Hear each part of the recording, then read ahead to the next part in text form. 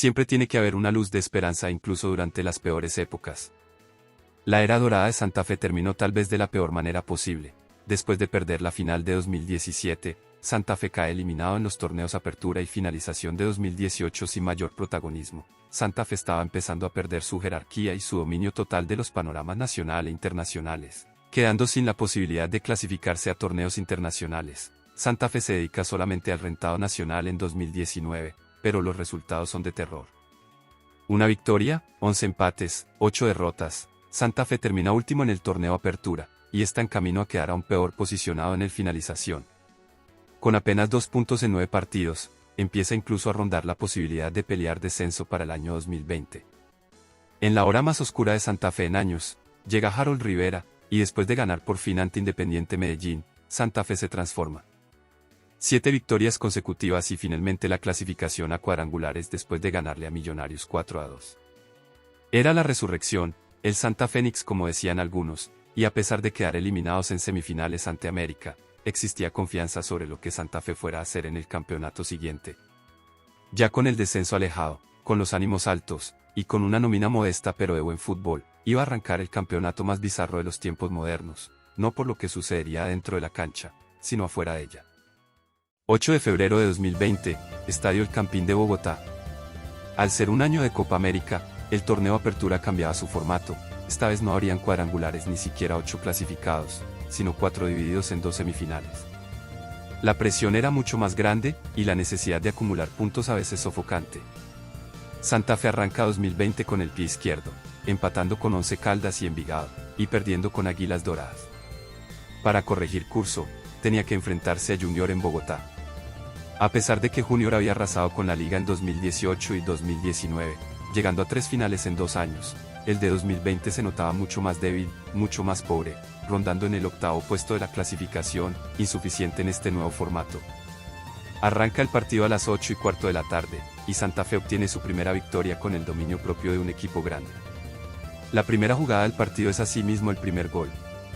Leonardo Pico logra pasar a John Velázquez antes de caerse. Velázquez filtra para Sambueza y este suelta un latigazo increíble que derrota al arquero Viera. Es 1-0 en 4 minutos de juego, y Junior se desmorona, Bogotá siempre siendo su peor enemigo. Santa Fe se va para arriba y la salvación o humillación de Junior depende exclusivamente de Viera, quien tiene que trabajar durante 40 minutos para impedir una peor goleada, hasta que esta llega. Minuto 40, John Velázquez entra para Arboleda y este manda el balón a las nubes. Un accidente de esos que no se perdonan, un gol prácticamente cantado que cae desperdiciado. Pero mientras todos se agarraban la cabeza por semejante patinada, el árbitro recibe una llamada del video asistente. Por primera vez en la historia de Independiente Santa Fe, hay VAR. Jefferson Gómez había tumbado a Jason Palacios durante la jugada, y era penalti. El nuevo goleador Diego Valdés cobra y es 2-0 para cerrar el primer tiempo. La revisión del video asistente era una gran analogía sobre este Santa Fe 2020, algo nuevo, algo tal vez rústico y lento, pero bastante efectivo. Arranca el segundo tiempo y es tal vez aún peor, un partido que podría terminar perfectamente 4 o 5-0. Finalmente el cántaro se rompe y es 3-0. Sambueza de tiro de esquina y Valdés conecta de cabeza dejando a Viera inmóvil. Santa Fe congela el partido, y así se queda. Independiente Santa Fe 3, Junior 1, y Santa Fe salta inmediatamente al 6º puesto, acechando la clasificación a semifinales. En menos de un mes, el fútbol y el mundo entero se apagarían. Pero por esa noche, bajo el cielo frío de Bogotá, el rugido del león volvió a sentirse eterno. 16 de febrero, 2-0 ante Patriotas. 21 de febrero, otro 2-0 ante el campeón vigente América. 3 de marzo, 0-0 ante Millonarios. 8 de marzo, un 2-2 increíble ante Atlético Nacional, fácilmente el mejor partido del año hasta ese momento. Santa Fe es tercero con 16 puntos, obteniendo temporalmente su cupo a semifinales y mostrando un fútbol muy interesante. A pesar de que Tolima y Nacional eran favoritos, Santa Fe mostraba que su resurrección en 2019 no había sido un espejismo, incluso si los jugadores no eran los mismos. Y cuando el fútbol colombiano entraba en las fechas más interesantes, nada. De repente nada. 8 de marzo de 2020. Días atrás se reportan los primeros casos del virus COVID-19 en Colombia, y en poco tiempo los casos se multiplican. Se decreta emergencia nacional, y con ella la suspensión de todo. Cualquier servicio que no fuese indispensable se declaraba suspendido temporal o incluso permanentemente. El fútbol en Colombia se suspende en la fecha 8, con Tolima primero, Pasto segundo, Santa Fe tercero y Alianza Petrolera cuarto. Y suspendido se queda. Pasan los meses y empiezan los planes para reiniciar el fútbol. Primero en mayo, simplemente reanudar la apertura así como está, pero no se logra conseguir el permiso del gobierno, y ahí es donde inician los problemas. Todos proponen un plan distinto, desde grupos regionales, cancelar todos los torneos, un torneo formato europeo en donde el primero sea campeón, etc. Finalmente llega agosto, y se toma una definitiva decisión. No habría torneo finalización, el campeonato se reanudaba en la fecha 8 pero ahora como un campeonato anual. Ya no 4 clasificados sino 8 con un formato de eliminación directa empezando desde cuartos de final. 6 meses de espera, pero por fin iba a reanudar el fútbol, pero tal vez como una broma cruel, quedaba una última estipulación. Los meses de julio a septiembre fueron los más mortales de toda la pandemia, y era peligroso y hasta absurdo que se jugara con público cualquier deporte, por lo que se decreta que todo el resto del torneo Apertura se jugará sin público, con los estadios completamente vacíos, solamente decorados por alguna bandera o trapo que las barras decidieran poner, aunque no hubiese nadie que estuviera para ondearlas. El Campín, alguna vez un volcán de voces y tambores, se convirtió en un eco inmenso. Solo se escuchaban los gritos de los jugadores, los silbidos del viento, y el rebote seco del balón sobre el césped. Pero incluso así, cuando León volvió a saltar al campo, algo en el aire cambió. El fútbol regresaba sin abrazos, sin público, sin aliento. Pero Santa Fe, con su historia hecha de resiliencia y esperanza, estaba acostumbrado a pelear en el silencio. Era el principio de una nueva era, la del fútbol en pandemia. Una era en la que los gritos se ahogaban detrás de mascarillas, pero el rugido de León, aunque invisible, seguía vivo en cada corazón santafereño. 3 de octubre de 2020, Estadio Centenario de Armenia. Uno de los equipos que peor había sufrido la suspensión de actividades había sido el pobre y vetusto Cúcuta Deportivo. Después de clasificar a las semifinales en 2019, el equipo motilón se cae al piso, víctima de los manejos horribles de José Augusto Cadena. Sin la posibilidad ni siquiera de jugar en el General Santander y con absolutamente ni un solo peso de taquilla, Cúcuta se enfrenta a Santa Fe, y al principio lo hace bien.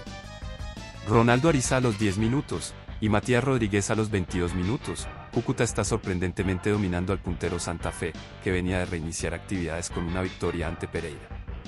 Incluso pintaba para una goleada peor, pero ahí cuando Cúcuta más dominaba, Santa Fe responde. Minuto 38. Kelvin Osorio va a cobrar tiro libre bastante lejos del área, el florenciano cobra con fuerza, y no hay nadie quien detenga esa bola. Es un 2-1 que cae como agua fría para el Cúcuta Deportivo. Se cierra el primer tiempo ante un Santa Fe que revive en medio de un escenario lúgubre. Arranca el segundo tiempo, y es como si ese gol hubiese quitado el alma a Cúcuta.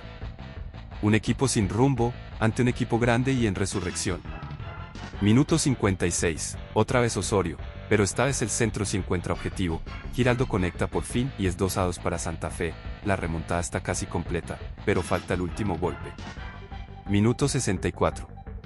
Cúcuta pierde en salida y lo recibe Sambueza, quien cruza toda la mitad de la cancha y conecta con una malicia increíble. Independiente Santa Fe 3, Cúcuta Deportivo 2.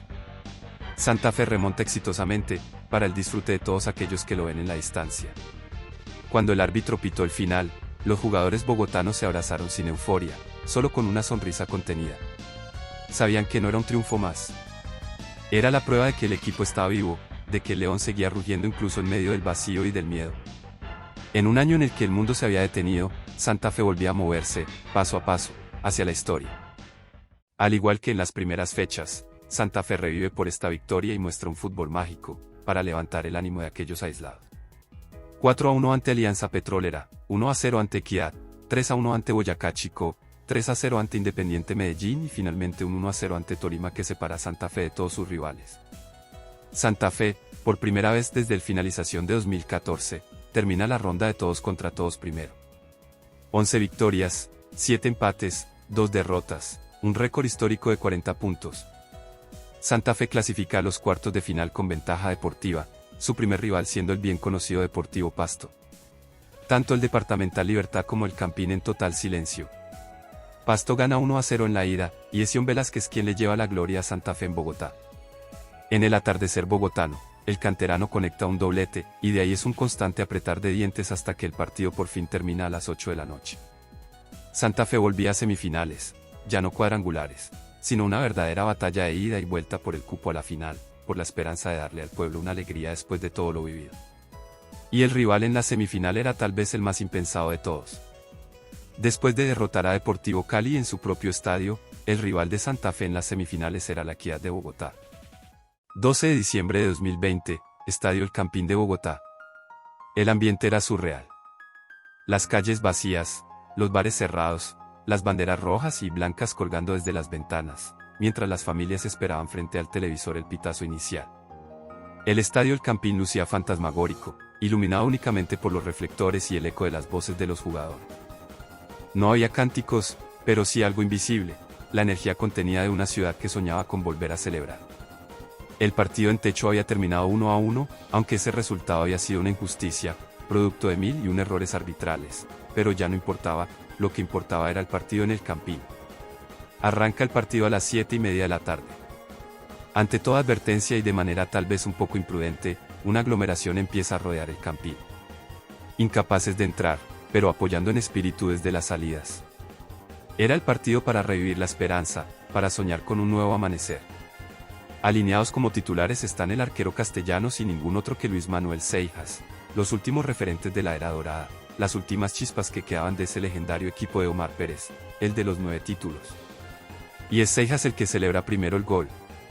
Minuto 25, Andrés Pérez centra fuerte, Osorio la deja pasar para Ramos, Ramos filtra para Velázquez, Velázquez devuelve, y Ramos casi cayendo se conecta al 1-0 que temporalmente da el pase a la final a Santa Fe. Empieza a gestarse algo divino, no por la magia, sino por la emoción vivida. Santa Fe no solo defendía el marcador, defendía una narrativa, la de la resurrección, la del club que había pasado de tocar fondo en 2019 a rozar la gloria en menos de un año. Todo parecía encaminarse a la final soñada, hasta que el fútbol, ese viejo traidor, recordó que las epopeyas no se escriben sin sufrimiento. Minuto 68. Kevin Salazar, aquel que jugó en Santa Fe en 2016 y 2017, del que se esperaba mucho pero no fue suficiente, era ahora el verdugo del equipo cardenalicio. Con un tiro al primer palo, el bogotano liquidaba al arquero Castellanos y ahora Equidad estaba 1-1, y el partido podía irse a los tiros del punto penalti. El aire se congela, la noche es fría y cruel, y los minutos pasan, ningún equipo queriendo arriesgar su clasificación a la final.